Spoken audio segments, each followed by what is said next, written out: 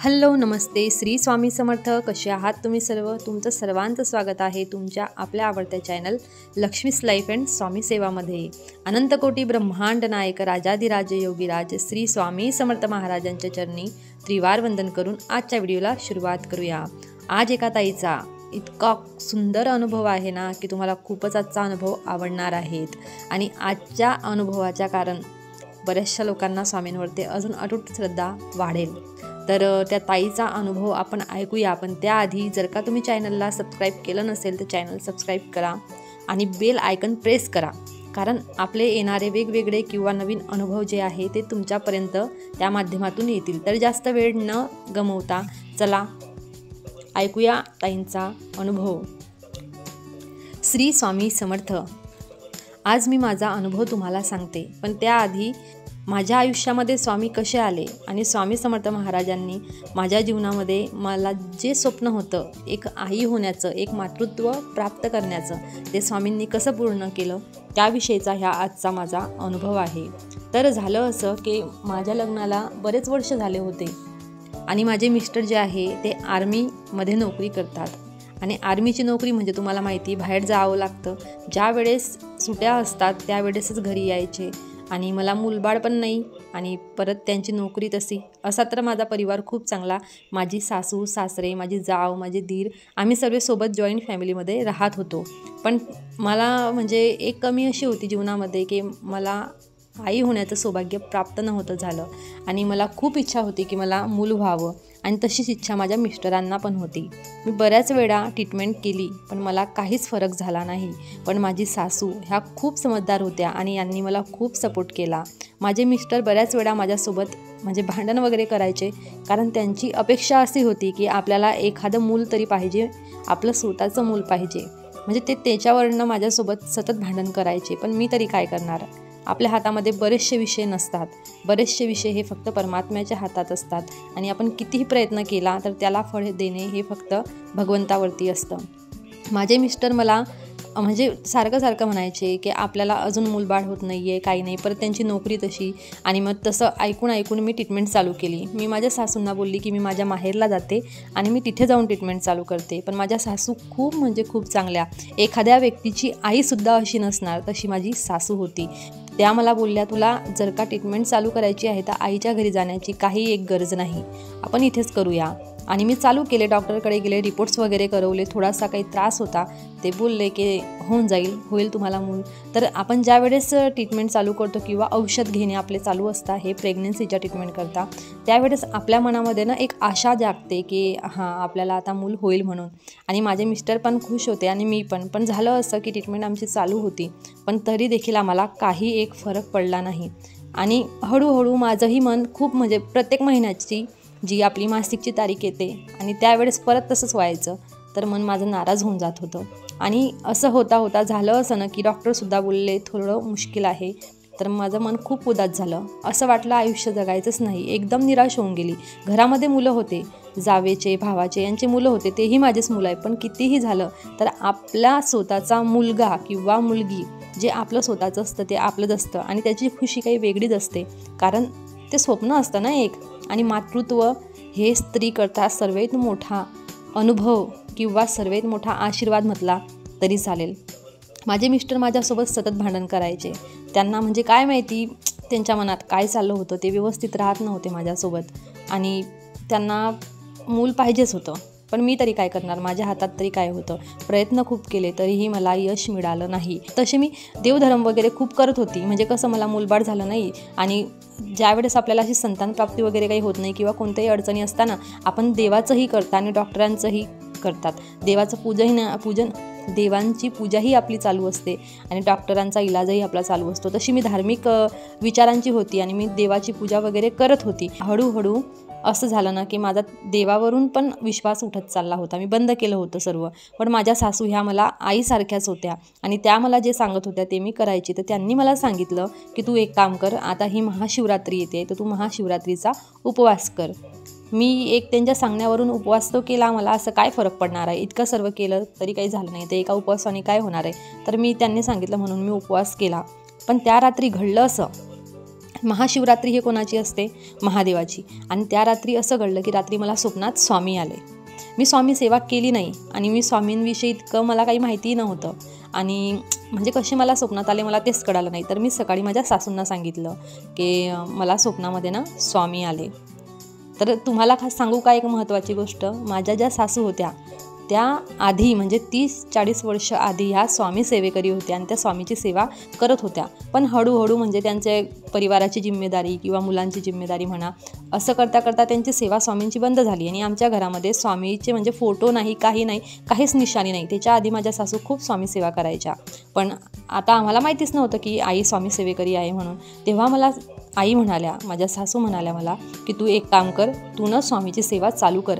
तू महादेवाचा उपवास केला पण महादेवांनी तुला स्वामीच्या रूपात दर्शन दिले, म्हणजे त्यांची इच्छा अशी आहे की तुझी इच्छा पूर्ती होईल पण ती स्वामीची सेवा केल्याने होईल. तर तू स्वामींची सेवा चालू कर, तू स्वामींचे गुरुवार चालू कर. आणि त्यांनी मला सांगितलं की जसं मी आधी स्वामींची सेवा करत होती तर माझ्या मनामध्ये ना एक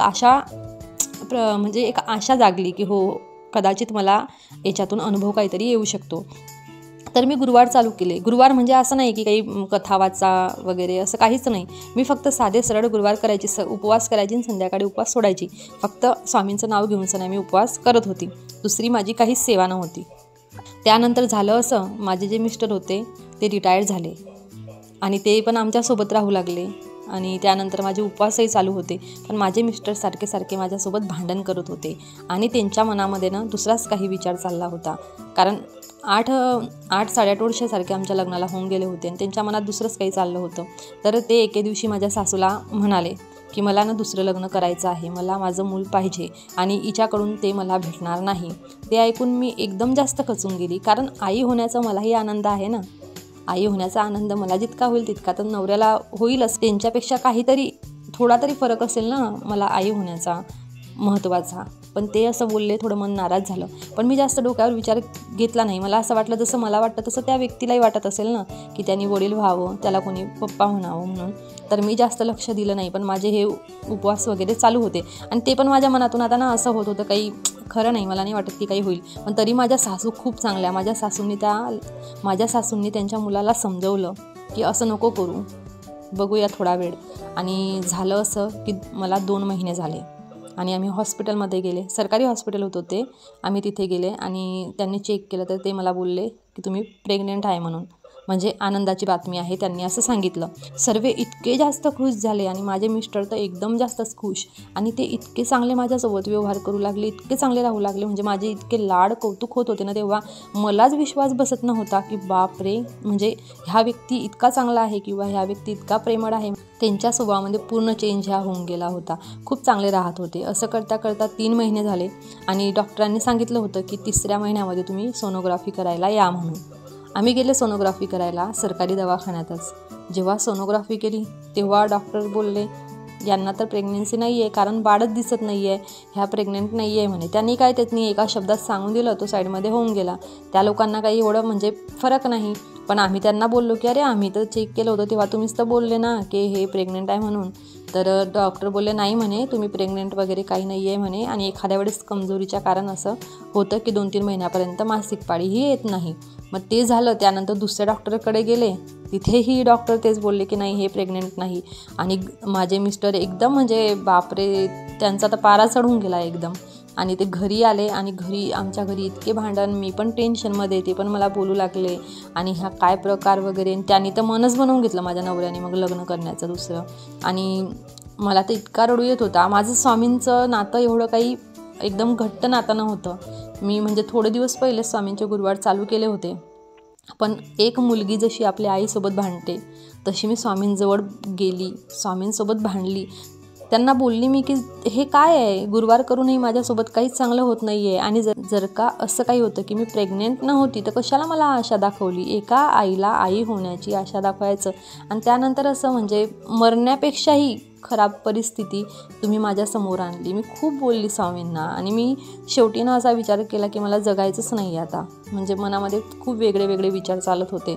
मी लक्ष दिलं नाही आणि ते तर डायरेक्ट बोलायचे की मला आता लग्न करायचं आहे. मी तिकडे लक्षच देत नव्हती आणि असंच करता करता मी स्वामींना बोलली आणि स्वामींनाच बोलली की ह्या काय प्रकार आहे, मला प्रेग्नन्सी होती की नाही होती, बाळ पोटात आहे नाही आहे हे तुम्हालाच माहिती, पण हे सर्व काय आहे मला काही समजत नाही, का बरं माझी एवढी परीक्षा घेतली जाते स्वामी. म्हणजे खूप मी स्वामींसोबत भांडली. त्यानंतर हळूहळू दिवस गेले. लागला 4था महिना आणि 4थ्या महिन्यामध्ये पोट दिसू लागलं माझं थोडं.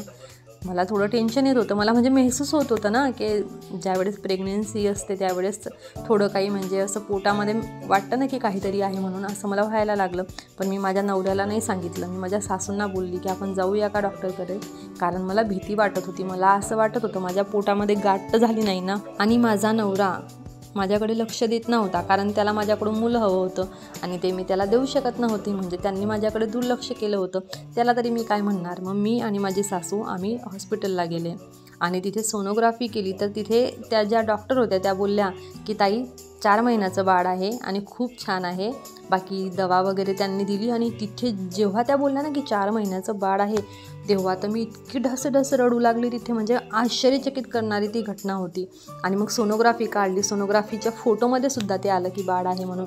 आणि घरी गेली माझी सासू, मी, आम्ही घरी गेले. माझ्या मिस्टरांना सांगितलं. ते इतके खुश झाले. त्यांनाही हा चमत्कार वेगळाच वाटला आणि तेव्हापासून ते चांगले माझ्यासोबत वागू लागले. आणि असं करता करता 9 महिने झाले. 9 महिन्यानंतर मला मुलगी झाली आणि माझी मुलगी खूप म्हणजे खूप छान आहे. आणि माझी मुलगी झाली ना, माझं आयुष्यच पूर्ण चेंज झालं. स्वामींचा प्रसाद आहे. मलाच समजत नाही ते काय होतं की रिपोर्टमध्ये चेक केलं तर सांगितलं की तुम्ही प्रेग्नंट नाही आहे आणि त्यानंतर मला 9 महिन्यानंतर मला मुलगी होते. म्हणजे ह्या खूप आश्चर्यचकित करणारा असा माझा अनुभव आहे. आणि माझे मिस्टरही खूप खुश झाले आणि तिचा पायगुण इतका चांगला होता ना. आर्मीमध्ये हे रिटायर झाले आणि त्यानंतर जे सरकारी जॉब वगैरे बँकेचे काही असतात ते ऑफर येत असतात. त्यांच्याकरता एक खूप चांगल्या जागेवरती नोकरीचा एक ऑफर आला. त्यांनी तो एक्सेप्ट केला. सरकारी बँकमध्ये ते शिपाईच्या रूपामध्ये नोकरी चालू केली त्यांनी. आणि माझी मुलगीही खूप सुंदर आहे. तर तेव्हापासून माझ्या मनामध्ये स्वामींकरता काही वेगळंच एक नातं निर्माण झालं. आणि स्वामी समर्थ महाराजांनी माझ्या नशिबामध्ये कदाचित आई होण्याचं सुख नसेल, पण त्यांनी मला दिलं. आणि ते मुलगी कुठून आली, काय आली, ते स्वामी आईंनाच माहिती. आणि म्हणून आम्ही तिचं नाव स्वामिनी म्हणून ठेवलं.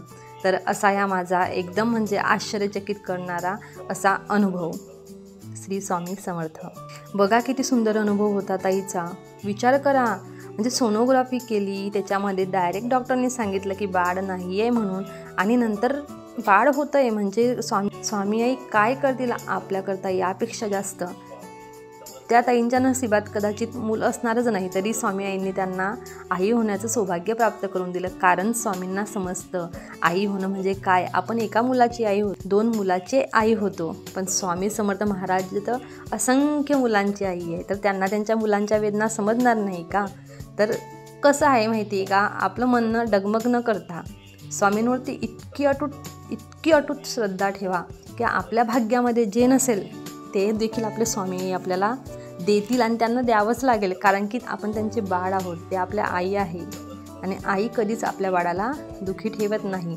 जे त्याच्याकरता योग्य आहे ते आई आपल्याला देते. मग ते आपल्या नशीबमध्ये असो किंवा नसो, आपल्या नशिबामध्ये आपल्या नशिबाच्या पानावरती जे लिहिलेलं नाही आहे आणि त्याची आपल्याला आवश्यकता आहे ते स्वामी आई आपल्याला देते.